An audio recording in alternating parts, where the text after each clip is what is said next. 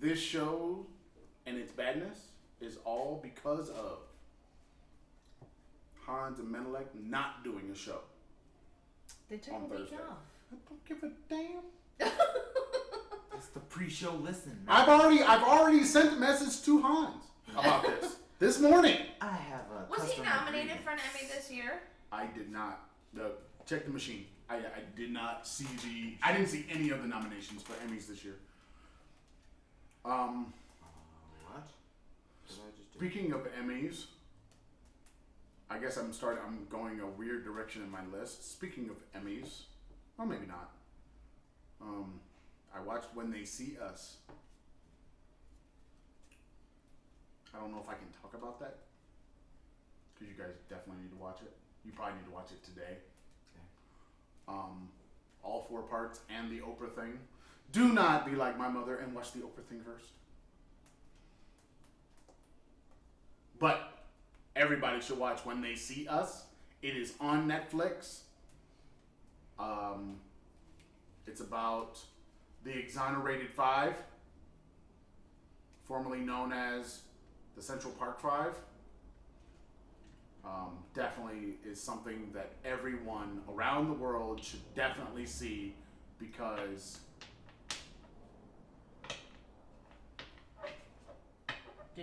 the system was built this way. And people need to understand what that system is and how that system has been operating inside the United States. So, When They See Us. Of Mice and Men was nominated. But Beyond Mice and Men is the article. Of Mice and Men has been nominated. But I don't think he was nominated individually. Really? But he had another project out there. I don't know what it is though. Why don't you just look at that? I did. I didn't see him in the list. Okay. I would like to talk to you about this whole Oprah situation. There's an Oprah situation? Because I heard you talking to your mother last night about the whole Michael Jackson thing and Oprah and the interview. Okay, be more specific because I don't even know what you're talking about. You were talking about how Oprah did the documentary about Michael Jackson and... No, she didn't do the documentary did about Michael Jackson. Interview afterwards. The interview with the boys that were in the documentary, which I have not seen because I haven't finished Leaving Neverland yet. Okay. So, I saw a thing yesterday where this man was saying that the 2 people in Finding Neverland, the 2 boys... They're not boys anymore. Well, but it's been proven that they were lying.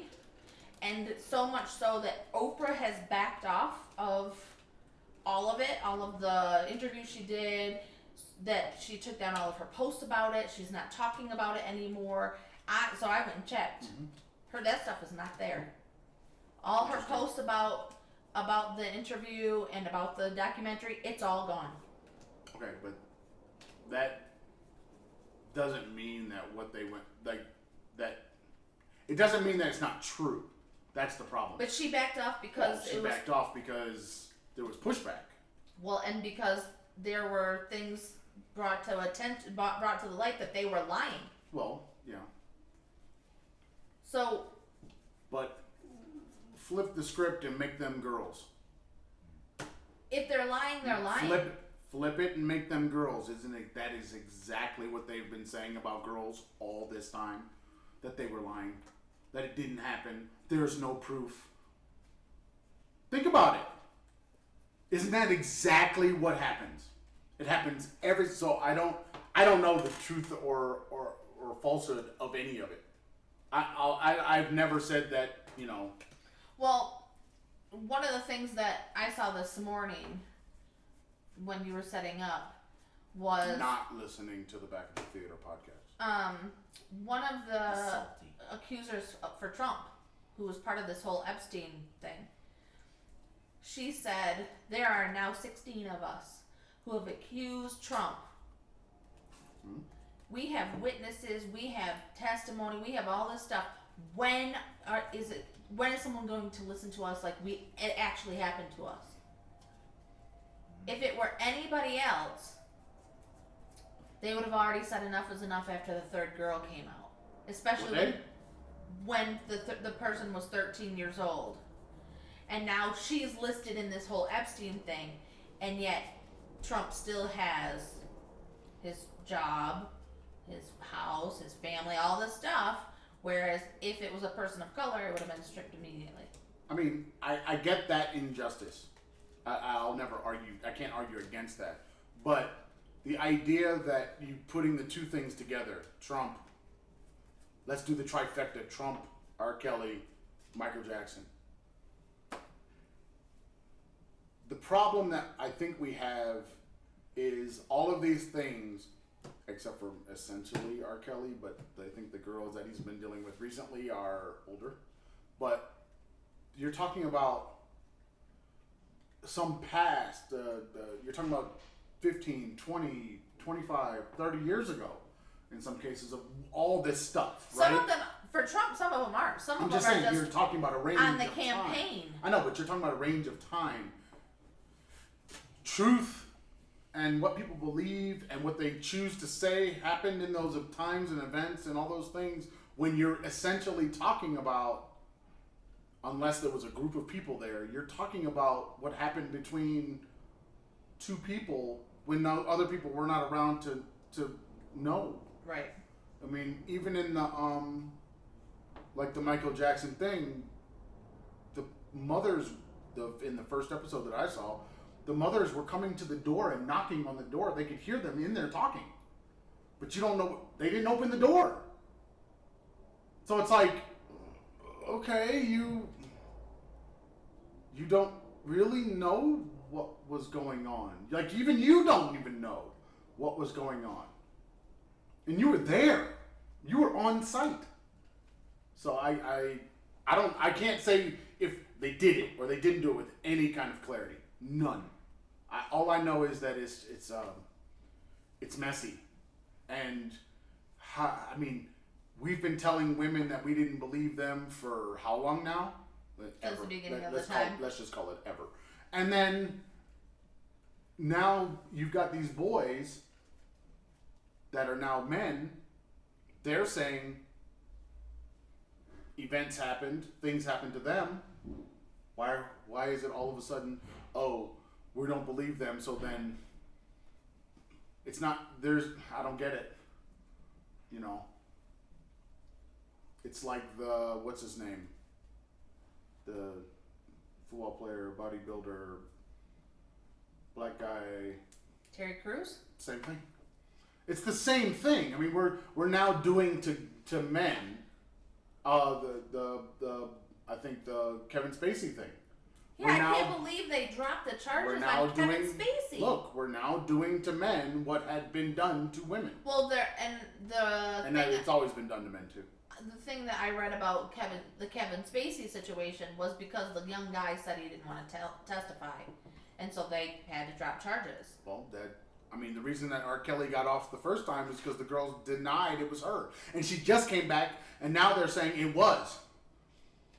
Well, we knew then you were on the video camera. Yeah, but it depended on eyewitnesses being able to say, yes, that is her, because I think she was a minor even when that court case happened. She was still a minor. I think. But either way, she said that it was not her. Her aunt said it was her. I know it was her. And then the parents and everybody else in the family said it was not her. So it left the aunt out there as the outlier, like, no, she's lying. And that was the linchpin to that first case, was that girl on tape. Now, that family, at least some people in that family and that girl, I just saw, I think this week, that they're now saying, yes, it was her. Which I don't know how you can do that. How can you go and say it's not me and then say yourself? I don't know if they did it in the court. I just think they just denied that it was her. Like, if I say I'm not going to testify and I'm not going to press charges, it's not me. I don't know how far that goes with the court system at that point. I don't know. But yeah, I am not a lawyer and I do not pretend to be. I was. It's all kind of messy, but that's what's going on. But anyway, back to the important stuff of the day. When they see us, bring your tissues. For you, bring 4 boxes. Maybe 5 boxes, 1 for each boy. Because it's a dramatization.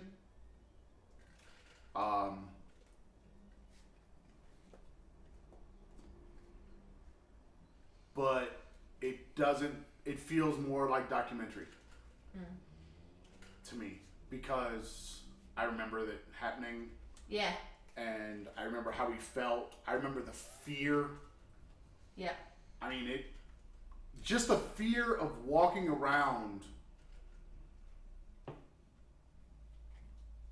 I mean, I don't know.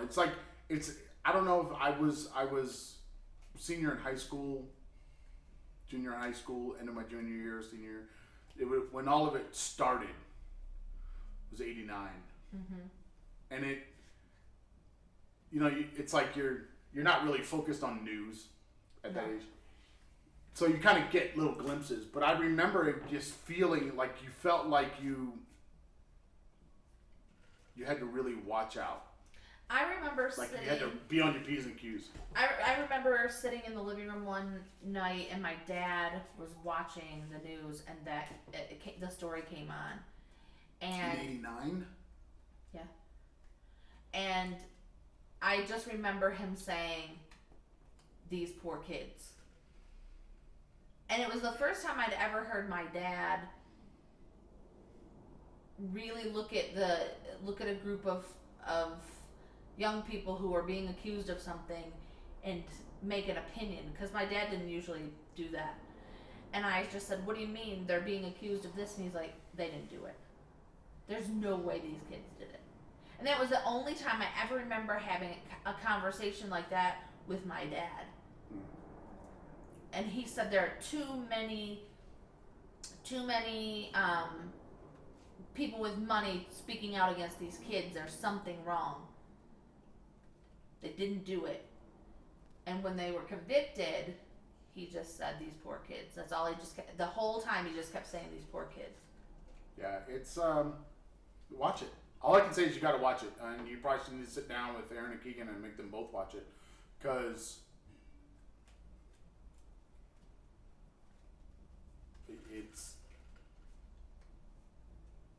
it's tough to watch.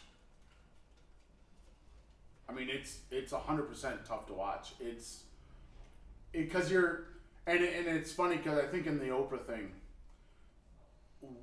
one of the actors says that you're watching, I mean, it's history, so it was in the news. Right, we know it. You know what happened, and I didn't know what had happened later on, 2002 and 2014, but I knew about the stuff in the past. But you're watching the court case, their time in court in the show, and you're watching it going, why is it this, like, why isn't someone just stepping in going, it's all bullshit, throw it out? You're just waiting for that moment to happen, and you know that it doesn't happen. Yeah. And it's just like, it's one of those weird times in watching a series where you're just like, how is this possible? That's how what my this dad, even I just working remember like my this? dad keeps saying, "These poor kids," like they didn't do it. No, but I'm saying watching it in this particular thing, you're sitting there going, none of this adds up. Right. Like, how did you even come to a guilty verdict? I mean, it's like none of it adds up. Well, it was 5 black kids. You know how you have in the Matlock moments? Uh-huh. And these big things. What was the other show? The other Perry Mason or whatever court shows? Where it's like the big moment where the whole case falls apart and they all walk out. They had many of those. And it's like, what? Why is this still going on? Like, why is it even something that ever kept going out when they were thinking about bringing the case against these kids? They had moments where it was like some of the people were like, wait a minute, you're telling me that this kid says, they have them in custody.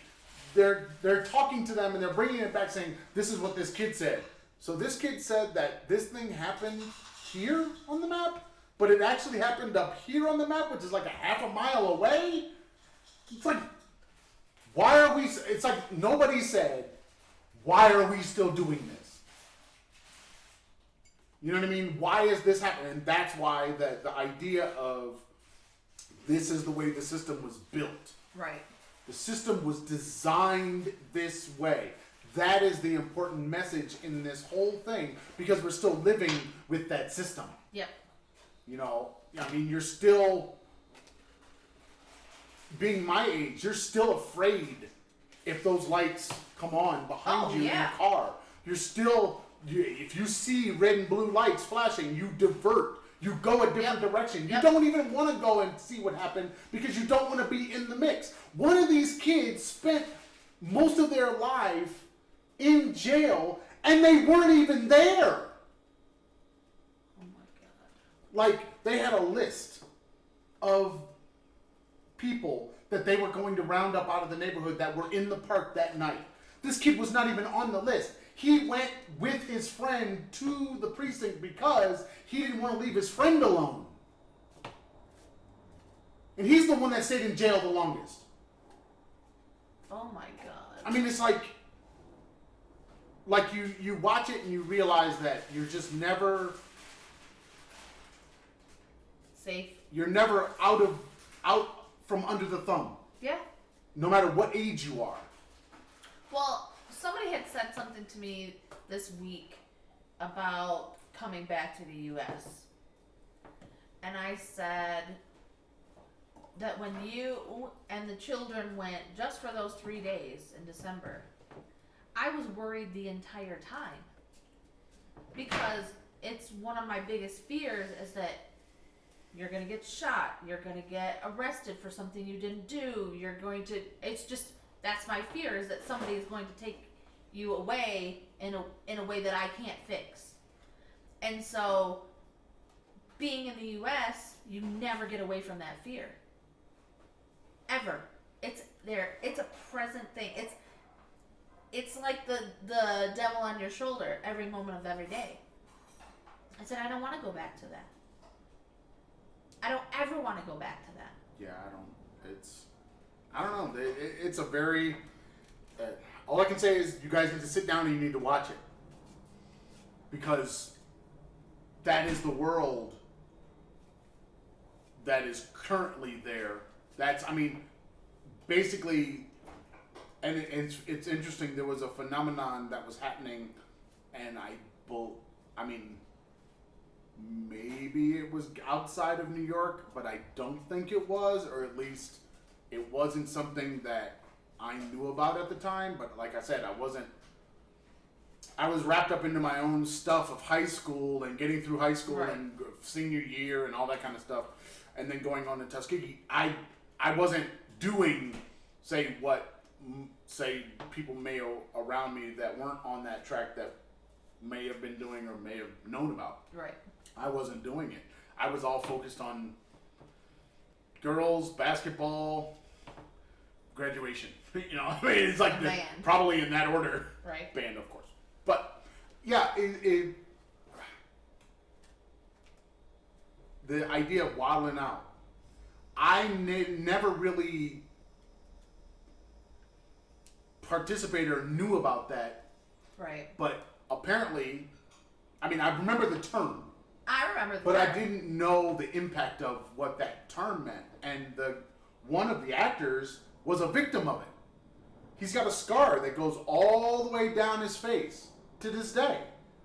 And he almost died because of this phenomenon of these kids wilding out. And it kind of brings it back, like, what did that actually mean? And maybe it only meant something in New York. Yeah. I don't know. Maybe it didn't really get It's not something far. I ever experienced. Like, I never saw it. I heard You never would. Why wouldn't I? Where would somebody be wilding out in Parma? I didn't spend my entire time in Parma. 89. Okay. 91, 92. I was in the city then. City of what? Now, granted, my city was this big. The city It of... was microscopic. Come on, name it. Jackson. Jackson ain't a city. It is to a city. Jackson. It's just a microscopic one. That's Especially going after down. where we've lived. Okay. But yeah, I don't think, I just don't, I have to look it up and find out if it stretched outside of New York. But that was the I mean, phenomenon. I knew the that they term, were. but I don't. See, I always saw it. Maybe the reason that I saw it this way was because I was on my way out of high school. I wasn't participating in anything like that. When we went to the park, when it got dark, we left. Right, you go home. Well, some people don't. You know what I mean? That's not a. Some What? people. These kids were caught in the park when the sun went down. They ran to the park. You see what I mean? So it's a very different idea. The idea of and I don't think Central Park closes. I think you can be in the park, even back then. I don't think it. You know. There's it not was a sign something- that says 10 o'clock and you have to be out. No, it wasn't like that. And like the parks that I went to, like Haynes Park in Wilmington, it was a street and a street and a street. But yeah, it was surrounded by houses and streets. If you were going to be anywhere in the park, that would have been a place that you could be, but I don't think most people did. I mean, a lot of times, I remember as soon as it kind of got dark and the street lights came on, you kind of like, you couldn't play basketball anymore. Yeah, but the street lights with the timer to say No, take not you in home. high school. It wasn't. That was when you were little. Yeah. That wasn't in high school. That's so something I mean, you guys never experienced. you know, that idea of being out in the dark. I never felt that I couldn't be out where we lived, but it was like I was only there to play basketball. There was nothing else there in the park for me to do anyway. So you would either go to someone's house or you'd go home. Yeah. You know, and so I guess, and maybe, like I said, maybe this phenomenon just wasn't on my side of town. Right. You know, it could have been on the other side of town, and I just wouldn't know it because I wasn't over there. But yeah, check it out, watch it, bring your tissues. Just bring a towel. Ew. It's your tears. But there's. I didn't say blow your nose in the towel like nasty farmer. I didn't say that. Hey man, the bandana in the back pocket and blowing your nose in it all day long, that's just nasty. That was funny. If you want to follow the Traveling Farce, quiet. You can find us on the YouTube, Facebook, Pinterest, iTunes, Spotify, or the Google Podcast at The Traveling Farce. If you like the Instagram or Twitter, Traveling Farce. If you like the email, travelingfarce@gmail.com, and the blog space, thetravelingfarce.blueberry.net. No E's in the blueberry. I think that's it. I think that's all. You didn't make an outro, did you? This is the outro. What are you talking about? No, like No, this is it. a thing that You're in it now. Seriously. This is the thing that will be on all the videos. Oh, So say goodbye to people. goodbye, people. Peace! Not kidding. This is the outro. For this set of videos. Dude. We're out of here.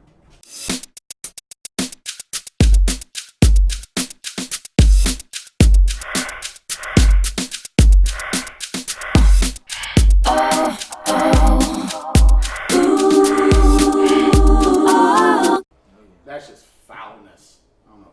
See how she's all quiet over there, right?